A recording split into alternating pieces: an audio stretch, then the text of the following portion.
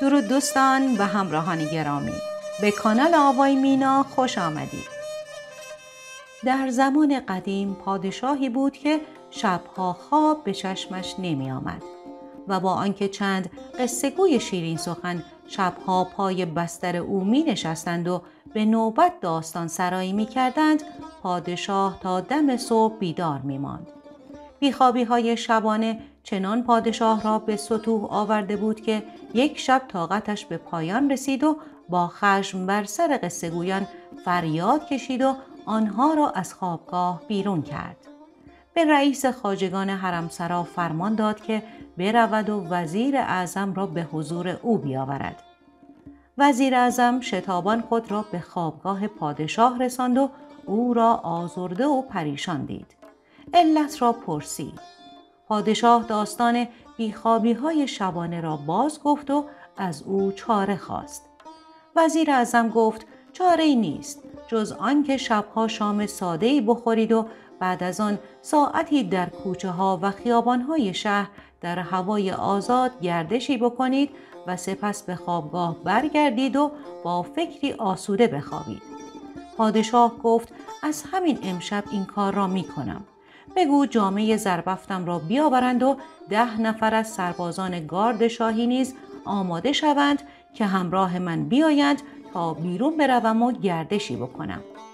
وزیر اعظم به شوخی گفت اجازه بدهید چند طبل نواز و شیپورزن را هم خبر کنم تا در این گردش شبانه همراه شما بیایند و آهنگ‌های رزمی بنوازند و چند نفر را هم از پیش بفرستیم که جار بزنند و به تمام مردم شهر اطلاع بدهند که بیایند و موکب ملوکانه را در حال قدم زدن و هواخوری تماشا کنند و کف بزنند و هورا بکشند.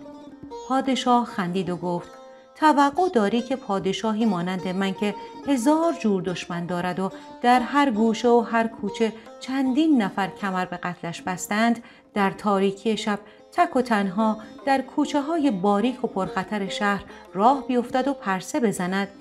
وزیر گفت میدانم که در تاریکی شب چه خطراتی در کمین شماست، اما هر کار چاره و تدبیری دارد. اگر چند دقیقه صبر کنید به شما میگویم که چه باید کرد. پادشاه چیزی نگفت و وزیر اعظم از خوابگاه بیرون رفت و چند دقیقه بعد باز آمد. قبای بلند و چرکین و پروسله‌ای را با خود آورد و به پادشاه گفت این لباس کهنه و وصله خورده بهتر از هر سپر پولادینی شما را حفظ می کند.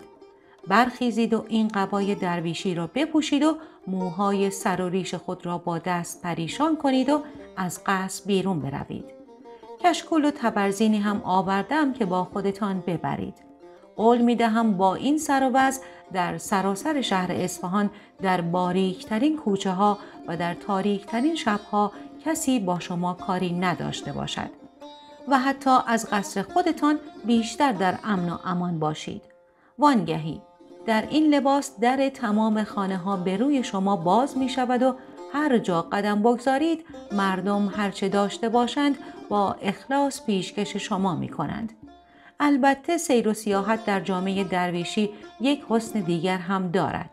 می توانید با مردم از هر قشر و طبقه نشست و برخاست کنید و ببینید و بشنوید که رعایای شما پشت سرتان چه میگویند و در دستگاه شما چه کسی را خادم میدانند و چه کسی را خائن. و من از همین حالا حاضرم شرط ببندم که در این سیر و سیاحت شبانه چیزهایی خواهید دید و شنید که در تمام عمر ندیده و نشنیده اید. چون مردم کوچه و بازار هرچه در دل دارند به شما خواهند گفت که با دروغ‌هایی که اطرافیان شما تحویل می‌دهند زرعی 700 دینار تفاوت دارد. پادشاه رضایت داد و لباس درویشی را پوشید و جلوی آینه قدی ایستاد و به قد و بالای خود نگاهی انداخت. وزیر اعظم به شوخی گفت این لباس چنان برازنده شماست که پنداری از روز اول درویش به دنیا آمده اید. پادشاه دیگر معطل نشد و با لباس درویشی از در مخفی قصر بیرون رفت. هنوز چند دقیقه‌ای نگذشته بود که با این لباس و وضع جدید خود چنان انس گرفت که گویی قبای درویشی را از اول به قامت او دوختند و به سفارش وزیر اعظم میدان بزرگ را پشت سر گذاشت و به کوچه های باریک و پرگرد و غبار پیچید و در کنار دیوارهای بلند و کاهگلی آهسته آهسته قدم برمی داشت و مواظب سنگ و کلوخ‌ها بود که پایش گیر نکند و سکندری نخورد. در آن ساعت شب همه خوابیده بودند و در آن تاریکی پرنده پر نمیزد. پادشاه در لباس درویشی از کوچه دیگری رفت. در یکی از کوچه ها چند نفری را دید که از کنار او می‌گذشتند. در صورت آنها دقیق شد و منجم باشی و چند نفر از تملق گویان درباری را شناخت که به صدای بلند می‌خندیدند و قصه حماقت‌ها و زودباوری‌های پادشاه را برای همدیگر می‌گفتند. پادشاه به روی خود نیاورد و از آنها دور شد. در آن موقع رسم بر این بود که همه در مقابل او تعظیم می‌کردند و خاک پای او را بوسه می‌دادند. حتی کسی جرأت نداشت در چشم‌های او نگاه کند و شاید به همین دلیل بود که حتی اگر یکی از درباری‌ها در تاریک و روشن کوچه به چشم‌های او خیره می‌شد، نمی‌توانست پادشاه را بشناسد، به خصوص که سر و روی خود را پریشان کرد و موهایش با گرد و غبار آلوده بود. بعد از این ماجرا پادشاه خیالش آسوده تر شد که هیچ کس او را در آن لباس نخواهد شناخت و با سرعت بیشتری از کوچه‌ای به کوچه دیگر میپیچید و جلو میرفت. گاهی به صدای بلند یاهو یا حق میگفت و در این پیچ و واپیچ ها به کوچه خلوتی رسید که هیچ کس در آن اطراف نبود. اما از ته کوچه صدای ساز و آواز می آمد. پادشاه به طرف صدا رفت. هرچه جلوتر می رفت صدا واضح تر می شد. او همچنان جلو رفت و رفت تا رسید به ته کوچه و زیر پنجره ایستاد. صدا از پشت پنجره بالایی می آمد. پادشاه کمی مکث کرد و به دقت گوش داد. صدای تار بود همراه با آواز. نوای تار نرم بود و موزون، اما برعکس آواز ناساز بود و بی‌قاعده. مثل آن بود که مردی بیخیال و سرخوش زیر آواز زده است و برای دل خود با صدای گوشخراشش چیزهایی می‌خواند. پادشاه کنجکاو شده بود که آوازخوان پشت پنجره بالایی را بشناسد و به این قصد جلو رفت و با مشت به در کوفت. پنجره بالای سر او باز شد و مردی که به یک غول بیابانی بی‌شباهت نبود نیم تنش را از پنجره بیرون آورد و با صدای نتراشیدش از او پرسید که کیست و چرا در این وقت شب مزاحم عیش و عشرت او شده. پادشاه در جواب گفت که قصد مزاحمت ندارم. فقیرم و درویش. اگر اجازه بدهی که بالا بیایم و دمی زیر سقف تو در گوشه‌ای بیاسایم، دعاگویت خواهم بود. مرد غول پیکر گفت اول بگو ببینم غذا خورده ای یا شکمت سیر است؟ پادشاه گفت خیالت آسوده باشد.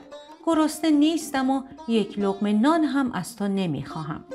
وانگهی من عادت ندارم شکم پیچ پیچ بیهنر را از صبح تا شب با 100 رنگ غذا پر کنم که شاعر فرموده است اندرون از طعام خالی دار تا درون نور معرفت بینی.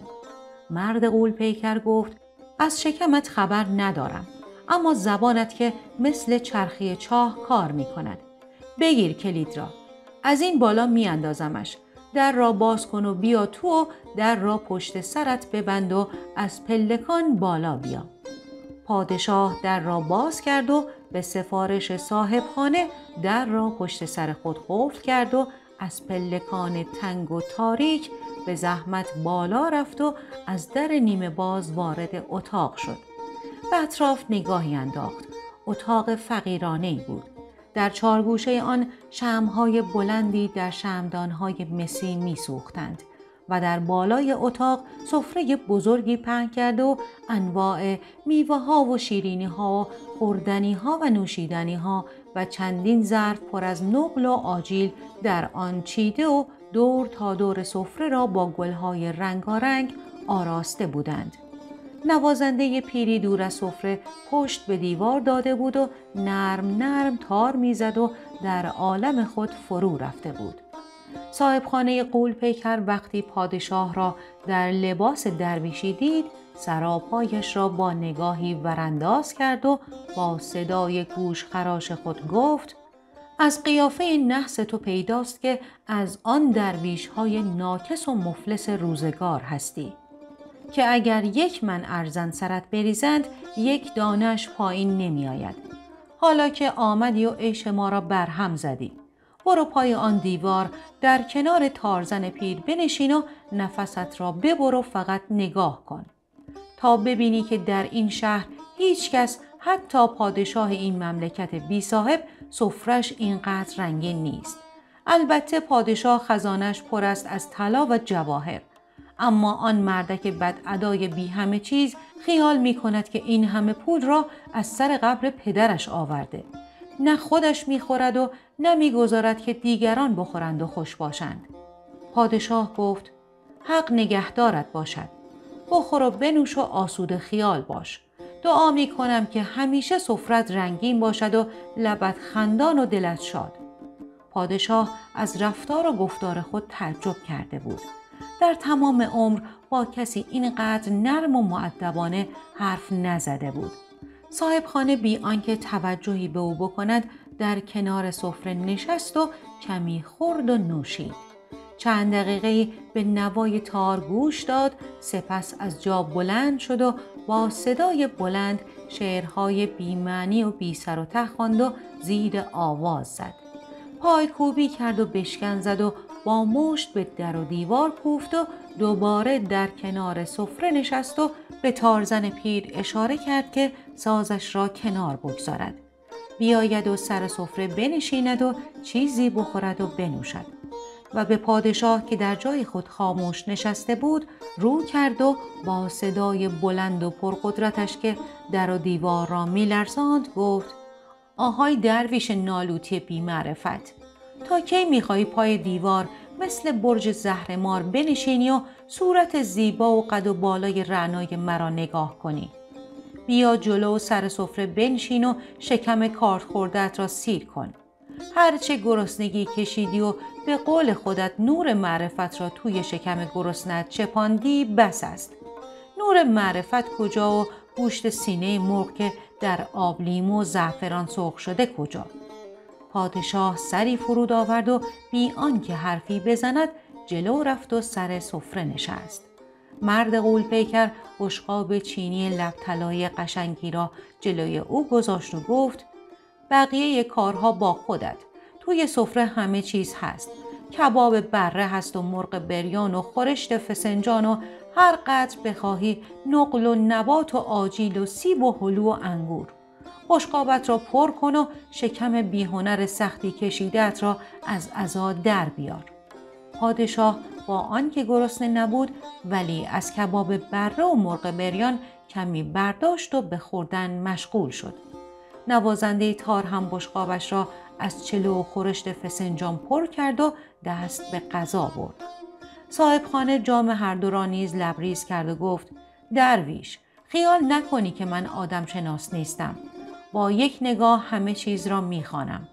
درویشی 1000 جور دنگ و فنگ دارد. به ما کلک نزن. من میدانم که تو درویش نیستی. از چشمهایت شرارت میبارد. خدا میداند چند بار دزدی کرده و مال مردم را خورده و خون چند نفر بیگناه را ریخته ای و حالا توی این لباس فرو رفته ای که کسی پی به اسرارت نبرد. در اینجا خیالت آسوده باشد. در خانه من هیچ کس با تو کاری ندارد.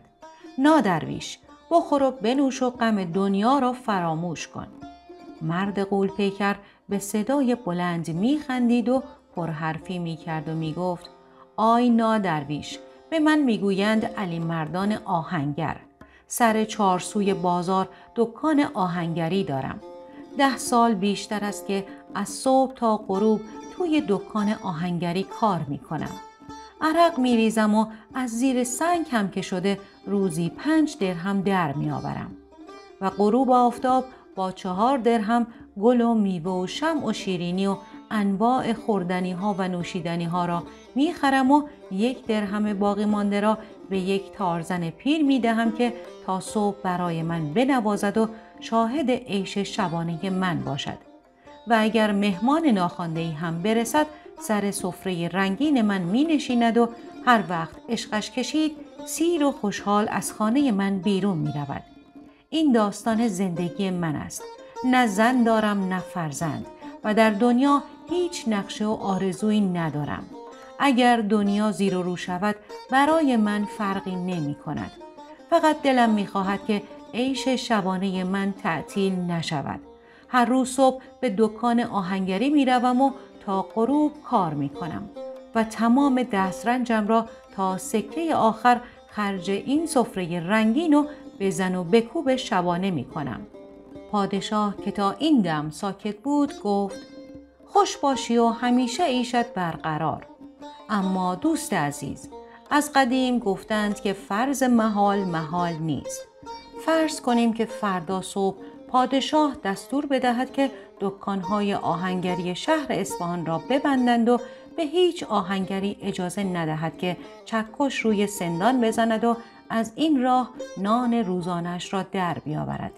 آن وقت از کجا خرج سفره رنگین شبانت را فراهم می‌کنی؟ آهنگر قاه قاه خندید و گفت: نادرویش، حرفهای تو مثل خودت خنده‌دار و بی‌معنی است. پادشاه با آن یال و کوپالش مگر بیکار است که بیاید و سر به سر آهنگرها بگذارد؟ در شهر بزرگی مثل اصفهان آهنگرها 1 روز هم بیکار نمیمانند. همین دیروز باغبان پادشاه بیل و بیلچه های شکستش را به دکان من آورد تا درستشان کنم. اما معلوم نشد که آهنگر چه فکری به سرش زد که خندش بند آمد و اخمهایش را در هم کشید و گفت: نادرویش، تو آدم شوم و بدیمنی هستی. آدمی که فکرهای بد بکند خوب و خوشقلب نیست. اما برفرض که پادشاه همچو کار احمقانه‌ای بکند و دکان آهنگرها را ببندد. باز من از عیش شبانه دست بردار نیستم. هر جور که باشد آن 5 درهم را در می آورم و هر شب تا صبح می خورم و می نوشم و بشکن می زنم و می رقصم. تا چشم تو نادرویش بدقلب که نمی توانی عیش فقرا را ببینی کور شود.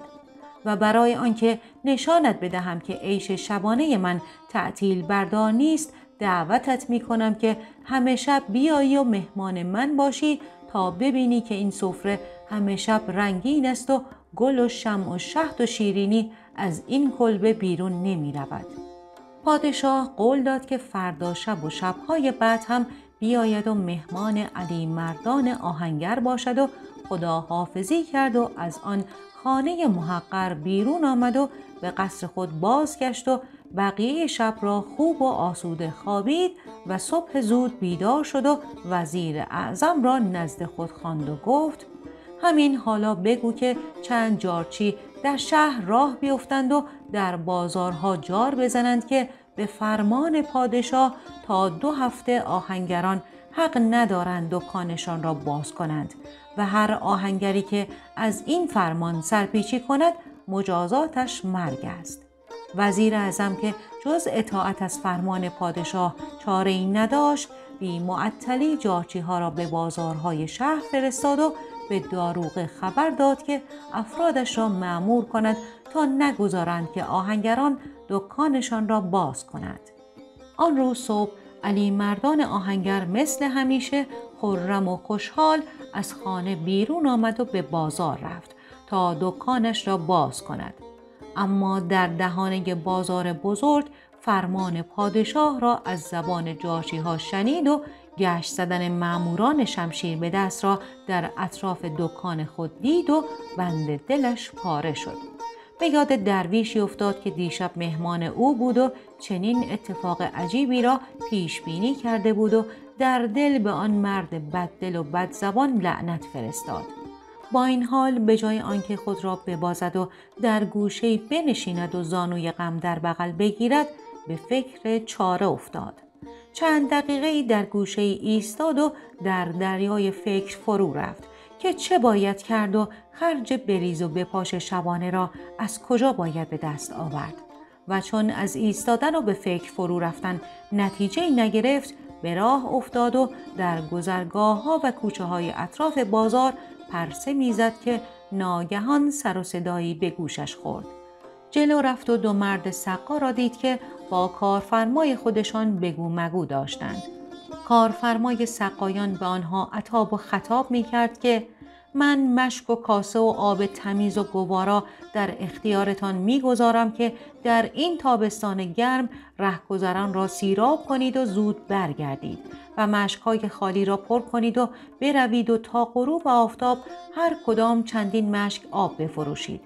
ولی شما تنبل‌ها با پرحرفی و ولگردی وقت می‌گذرانید و تا غروب حتی 1 مشک آب هم نمی‌فروشید. اگر امروز هم اینجور کار بکنید، هر دو را با اردنگی بیرون می‌گذارم. من مردی را لازم دارم که زبر و زرنگ باشد و از صبح تا شب دست کم 10 مشک آب بفروشد و دم غروب مزد خوبی از من بگیرد. علی مردان آهنگر معطل نکرد و جلو دوید و به کارفرما گفت مردی که لازم داریم من هستم. قول می دهم تا غروب 10 مشک آب بفروشم به شرط آنکه 5 درهم به من مزد بدهی. کارفرمای سقایان به قد و بالای او نگاهی انداخت و گفت اگر 10 مشک آب بفروشی امروز غروب 5 درهم به تو می دهم. و مشکی را به او داد که پر کند و به بازار برود و در آن روز گرم آب را کاسه به کاسه بفروشد.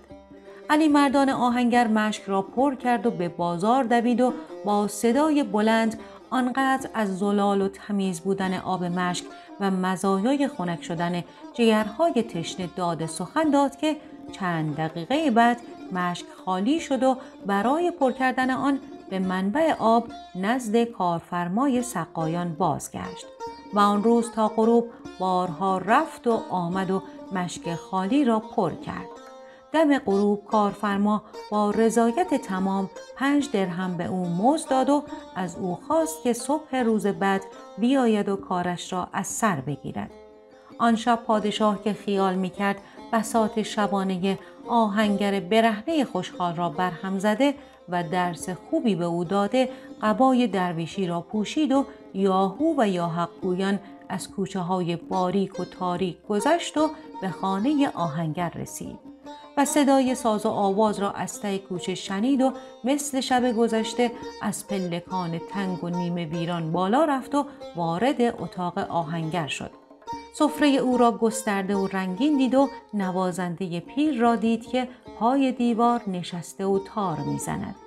آهنگر که بی خیال و شنگول به خوردن و نوشیدن و آواز خواندن و شلنگ و تخت انداختن مشغول بود، به محض آنکه چشمش به پادشاه افتاد گفت نادرویش، از تو بددلتر و بدقلبتر و بدزبانتر در زیر این آسمان کبود پیدا نمی شود. سر تا پای تو شوم است، چشمت شوم است، زبانت و حتی نفست شوم است و بدیوم.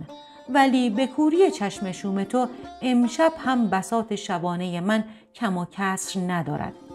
پادشاه چیزی نگفت و در گوشه نشست و منتظر ماند تا آهنگر سر شوق آمد و داستان آن روز را با آب و تاب شرح داد.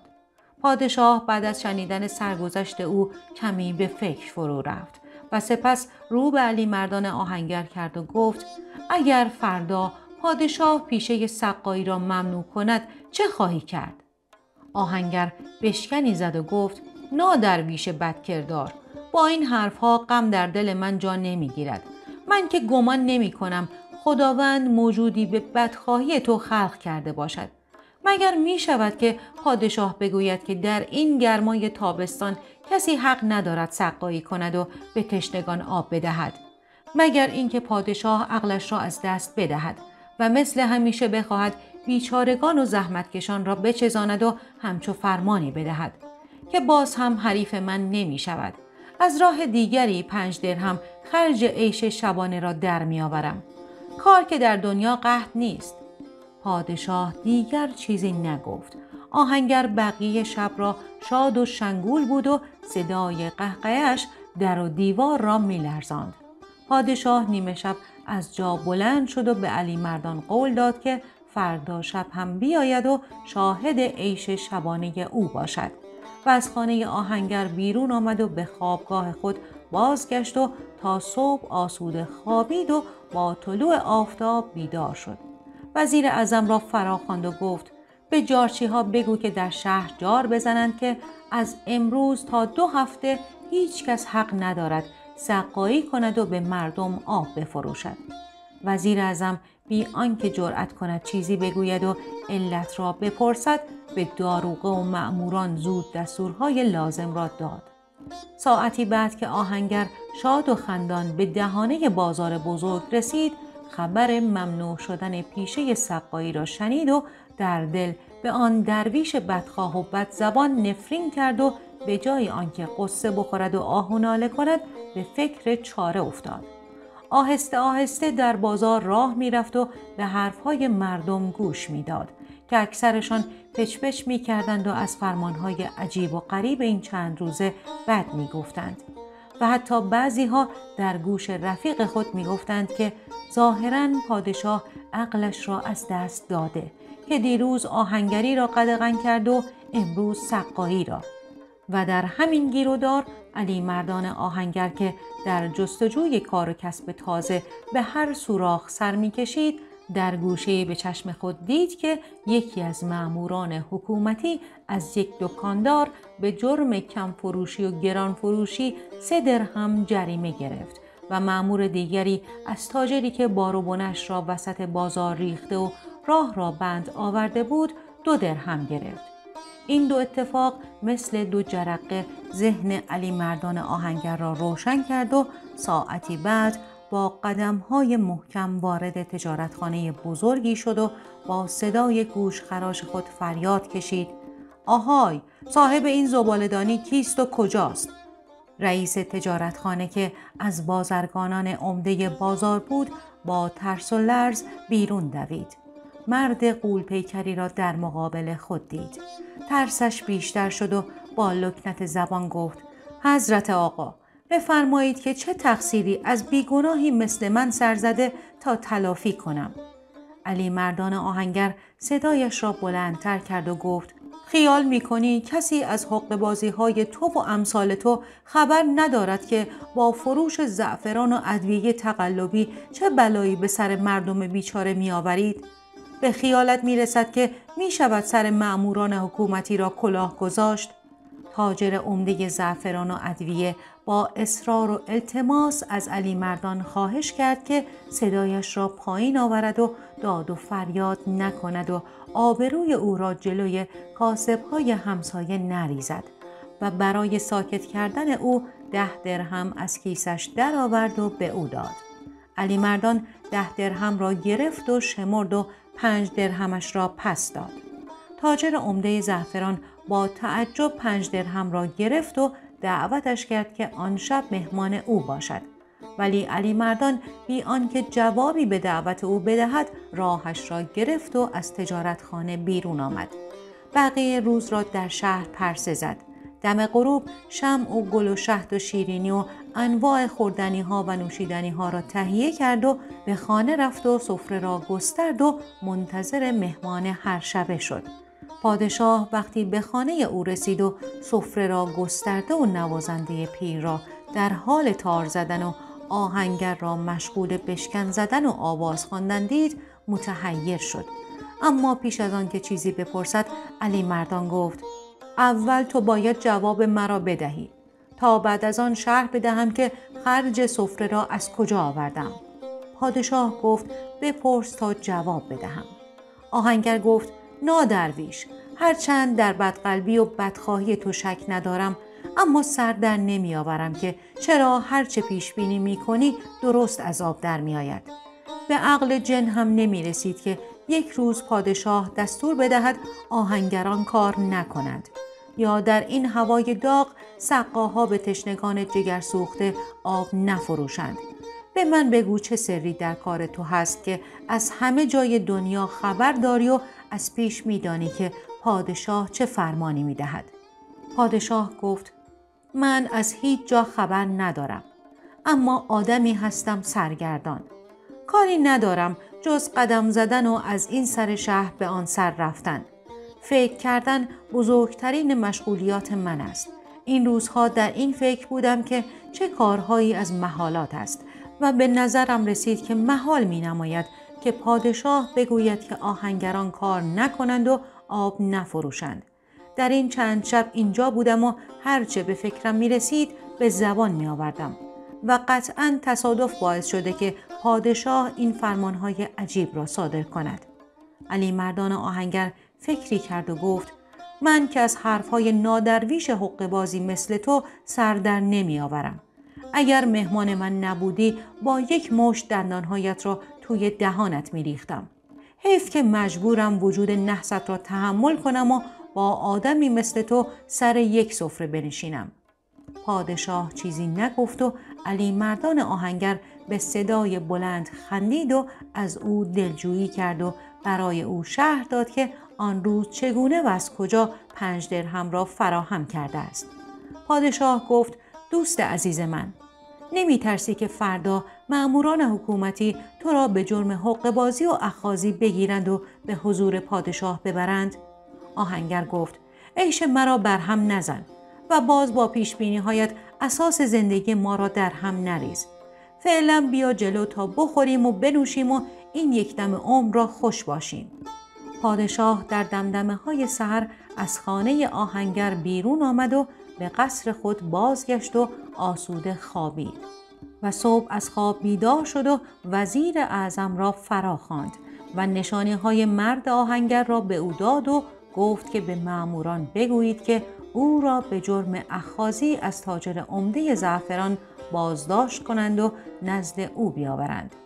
ساعتی بعد علی مردان آهنگر خرم و خوشحال به دهانه بازار رسید و در این فکر بود که راهی پیدا کند و خرج عیش شبانه را در بیاورد که ناگاه 4 مأمور شمشیر به دست دورش را گرفتند و او را کشان کشان به قصر پادشاه بردند. پادشاه با جامه زربفت و تاج الماس نشان بر تخت زرین نشسته بود. علی مردان آهنگر در مقابل او تعظیم کرد و زمین را بوسه داد و پریشان و حیران منتظر ایستاد و حتی جرأت نکرد که سرش را بلند کند و در چشمهای پادشاه نگاهی بیاندازد و مهمان هر شبش را بشناسد. پادشاه وقتی او را در این حال دید سر او فریاد کشید که ای مردک حقه‌باز، خیال کرده ای که اینجا شهر هرت است؟ خودت را مأمور پادشاه جا میزنی و از مردم اخاذی میکنی؟ مجازات تو مرگ است.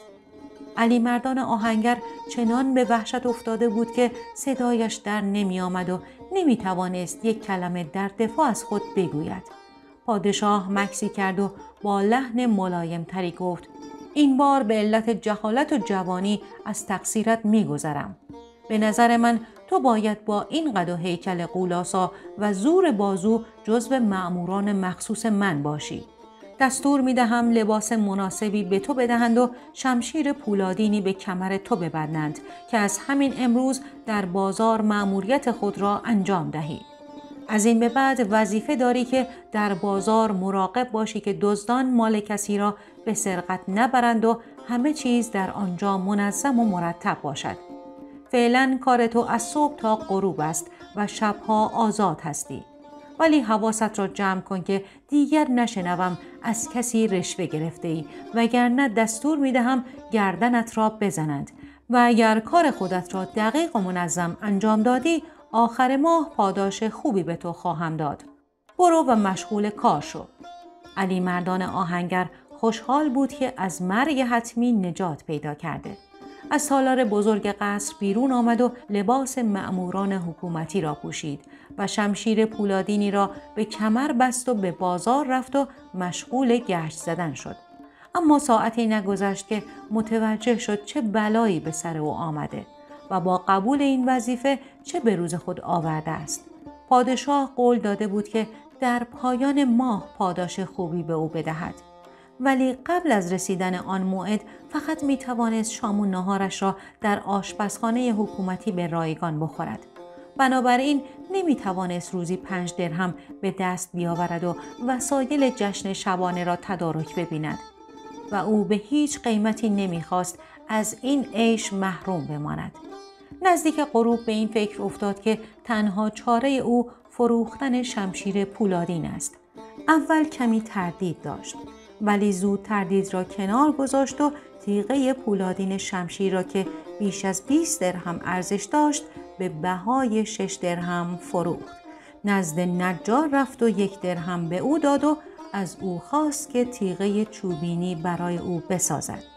نجار هم تیغه چوبینی را به سرعت ساخت و علیمردان آن را در غلاف شمشیر جا داد و با 4 درهم گل و شمع و شهد و شیرینی و خوردنی ها و نوشیدنی های لازم را خرید و به خانه رفت و 1 درهم باقی مانده را به نوازنده پیر داد و شاد و سرفراز منتظر درویش هر شبه شد. پادشاه آن شب نیز در جامه درویشی به خانه او رفت و با تعجب سفره را گسترده و رنگین دید. مثل هر شب نوازنده پیر تار میزد و علیمردان میخورد و مینوشید و بشکن میزد و میرقصید و آواز میخواند. پادشاه در گوشه نشست و علیمردان داستان فروش تیغه پولادین را به تفصیل شرح داد. پادشاه گفت اگر فردا پادشاه تو را احضار کند و دستور دهد که با شمشیر گردن 1 نفر را بزنی چه خواهی کرد؟ علیمردان آهنگر فکری کرد و گفت ای نادرویش بددل بدخواه، من مأمور بازارم، باید جلوی دزدها را بگیرم و نگذارم زیر سقف‌های بازار کسی شلوغ کند و مزاحم دیگران شود.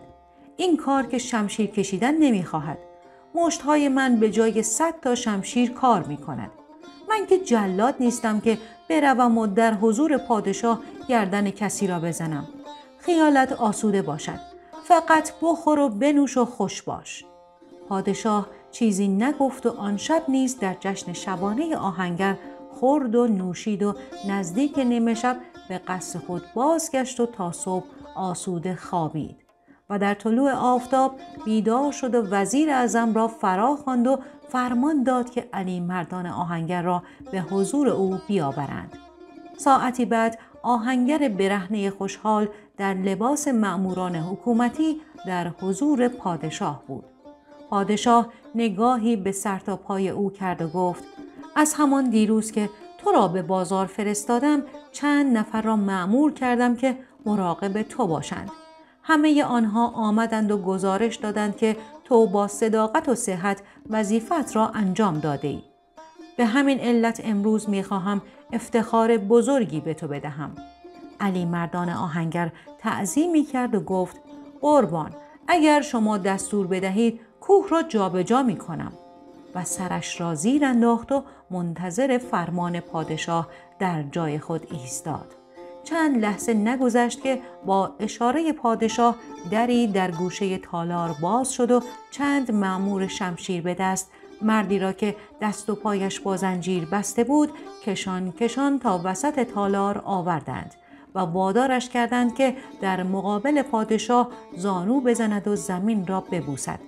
پادشاه به علیمردان گفت این مرد را که میبینی علیه من توطئه کرد و محکوم به مرگ شده. به تو این افتخار را میدهم که گردنش را بزنی. حالا شمشیرت را از غلاف در بیاور و با 1 ضربه سرش را از بدن او جدا کن.